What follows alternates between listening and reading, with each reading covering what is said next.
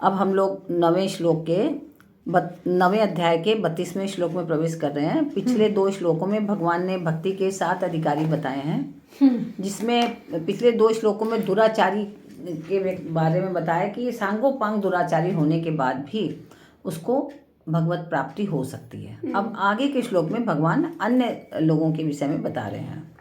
माम ही पार्थ व्यपाश्रित्य ये स्युः पापयोनयः स्त्रियो वैश्यास्तथा शूद्रास्तेऽपि यान्ति परां गतिम्।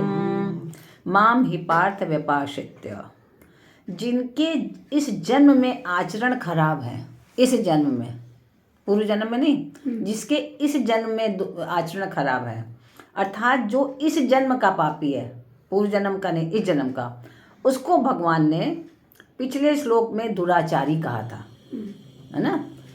क्योंकि अभी दुराचार कर रहा है वो वर्तमान में, तो वो दुराचारी कहलाएगा।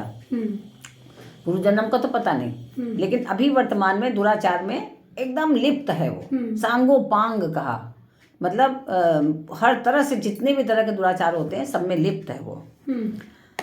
अब जिनके पूर्व जन्म में आचरण खराब थे, इस जन्म में नहीं, जिनके पूर्व जन्म में आचरण खराब थे, अर्थात जो पूर्व जन्म के पापी हैं, है ना, और अपने पुराने पापों के फल को भोगने के लिए नीच योनियों में पैदा हुए हैं। ठीक है, कि कर्म तो पूर्व जन्म में पाप किया तभी तो खराब जन्म मिला, है ना। कोई आप देखो गरीब है, कोई दरिद्र है एकदम, कोई भिखारी है, कोई सब कुछ अच्छे परिवार में होते हुए भी वो एक ही जीव उस परिवार का एकदम निकृष्ट पैदा हुआ।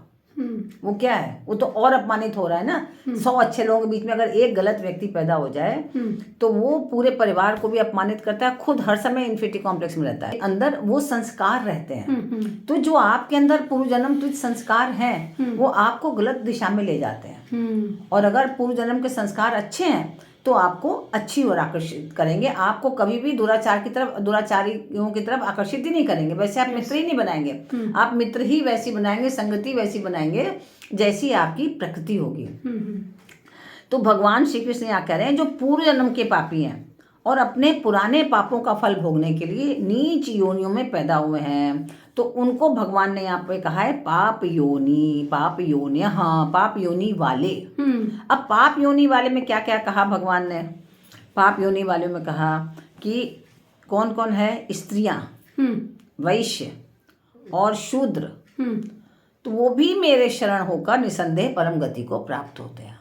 ठीक है। अब प्राणियों की योग्यता अयोग्यता आदि तो सांसारिक कार्यों में है। भाई आप अगर बहुत योग्य हो गए, बहुत टॉपर पढ़ने में लिखने में हो गए, जैसे आपने फिजिक्स में किया या इन्होंने बीटेक किया या इन्होंने किसी विषय में किया, तो क्या है कि आप लोग सांसारिक विद्या में पारंगत हो गए। क्यों? आप अपने परिवार का जीवन यापन करने के योग्य बन गए। लेकिन ये विद्या यहीं की यहीं रह जाएगी। ये तो बाहरी विद्या है ना।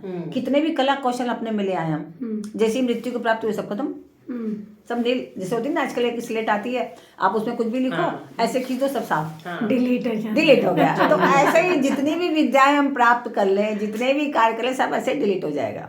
वो रह ही नहीं जाएगा कि आपका कुछ भी बचा, कुछ भी नहीं बचेगा, सब खत्म, सब स्वाहा। तो ये सब क्या है? ये सब बाहरी है, बाहरी क्रियाकलाप है जो हमें मिले और फिर वो सब नष्ट हो जाएंगे। तो जो मिलते हैं और बिछुड़ते हैं, ऐसी विद्या ये सब है। तो इसलिए भगवान के साथ संबंध जोड़ने में योग्यता अयोग्यता का कोई कारण ही नहीं है कि बड़े योग्य होंगे, बड़े टॉपर होंगे तो भगवान मिल जाएंगे, या बहुत बड़े कलाकार होंगे तो उनको भगवान मिल जाएंगे, या बड़े धन पशु होंगे तो हमें मिल जाएंगे, बड़े धनवान होंगे तो हमें मिल जाएंगे। ऐसा नहीं है। ये सब बाहरी योग्यता है, ये आंतरिक योग्यता नहीं है। उसको प्राप्त करने के लिए आपको आंतरिक योग्यता की आवश्यकता है। हमारे जो ऋषिगण थे वो कौन सा वो जाकर के इतने सूट बूट और ऐसे पहन के रहते थे, वो तो एक लंगोटी पहन के रहा करते थे। भाव था उनका। उस आंख जब बंद करते रहे तो वो पूरा कितना लोक है, क्या है, सब कुछ देख डाला, ग्रहों में कितनी दूरियां है, सब कुछ बता दिया उन्होंने। जो आज उन लोग खोज खोज के सब लोग कर रहे हाँ ये इतना है वो उतना है, हमने हजारों साल पहले सब चीज़ कह दी गई। कैसे कह दिया गया? क्योंकि उनकी वो आंतरिक योग्यता थी। तो जिसमें योग्यता है वह भगवान में लग सकता है और जिसमें अयोग्यता है वो भगवान में नहीं लग सकता। ये योग्यता अयोग्यता क्या है? वो योग्यता वो नहीं है कि जो हमने ये चीज़ें प्राप्त की। योग्यता है हमारी भगवान पर समर्पण और आसक्ति रहित समर्पण, निष्काम समर्पण, वो है।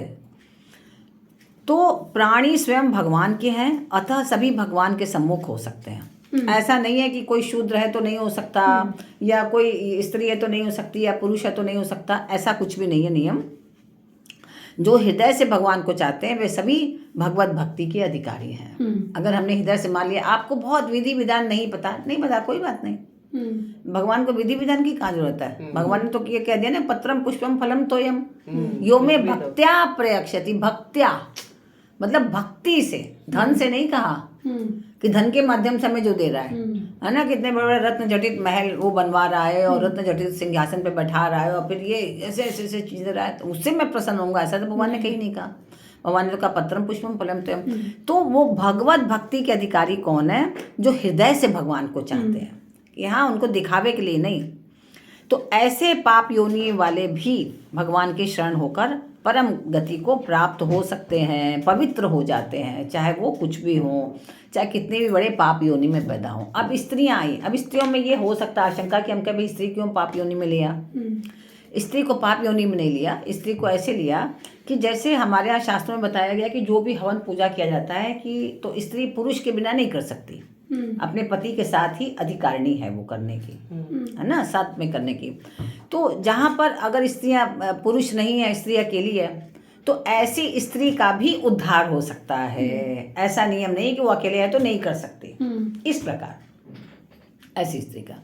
क्योंकि आप हर जगह आप नियम पढ़ेंगी कि यज्ञ अगर पुरुष भी अकेला कर रहा है तो उसका पूरा नहीं माना जाता, स्त्री संग में होनी चाहिए, और स्त्री भी उसके बिना पूर्ण नहीं कर सकती। तो अगर कोई स्त्री अकेली है, ऐसी तो स्त्रियां हैं जो विवाह नहीं कर रही हैं, तो फिर वो क्या, वो उस योग्य नहीं है? नहीं, वो भी योग्य है, क्योंकि उनमें समर्पण होना चाहिए प्रभु के प्रति। अगर समर्पण है तो आप भी उस लायक हैं। तो लौकिक दृष्टि से आचरण भ्रष्ट होने से अपवित्रता आ जाती है। लौकिक अगर दृष्टि से देखें, अगर आचरण भ्रष्ट हो गया तो पवित्रता हो गई। तो पर वास्तव में जो कुछ अपवित्रता आती है वह सब भगवान से विमुख होने से ही आती है। अगर हम भगवान से विमुख हैं तो हम अपवित्र हैं, और भगवान के सम्मुख है तो ऐसी सोच ही नहीं आएगी, वैसे विचार ही नहीं भाव में पैदा होंगे। जैसे कि अगर आप देखिए कि अगर अग्नि में आपने कोयला डाला है, अब तो कोयला कैसा हो जाता है? एकदम लाल लाल चमकदार कोयला, ऐसे गर्मी प्रदान करता है। जैसे अग्नि से बाहर निकाल दीजिए, काला हो जाएगा। हाँ। उसको कितना साबुन से रगड़ेंगे सफ़ेद नहीं होगा और न लाल होगा। लेकिन फिर जैसे ही अग्नि में डालेंगे फिर वैसे ही लाल होकर चमकने लगेगा, अंगारा एकदम, है ना। उस समय अंगारा कहलाएगा, उस समय कोयला कहलाएगा। ठीक है। तो यही अंगारा कभी मणि के रूप में बन करके हीरे के रूप में दमकता हुआ भगवान के मस्तक पर मुकुट में सुशोभित हो जाता है। तो ऐसे ही हम जब जीव हैं, जब भगवान से अलग हो जाते हैं तो हम क्या हो जाते हैं? तुच्छ हो जाते हैं, तुच्छ।